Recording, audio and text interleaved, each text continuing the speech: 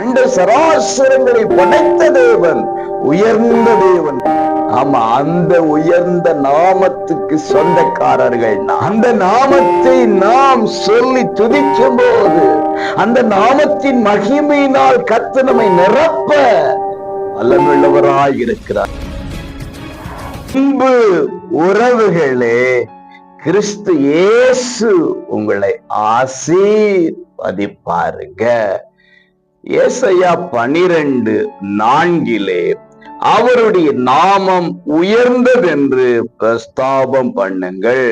பிரியமானவர்களே, உயர்ந்த நாமத்தை உடையவர் ஆண்டவர் இயேசுவா இருக்கிறார். சரித்திர நாயகர். இன்னைக்கு யாரையோ சரித்திர நாயகர் என்று சொல்லுகிறோம்.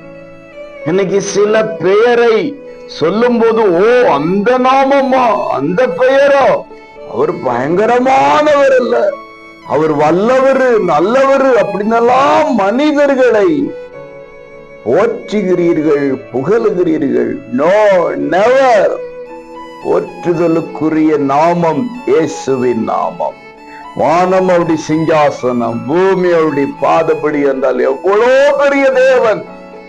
அண்ட சராசரங்களை படைத்த தேவன். இயேசு என்றால் பிசாசுகள் நடுநடுங்கும். ஆமா, அந்த உயர்ந்த நாமத்துக்கு சொந்தக்காரர்கள் நாம்.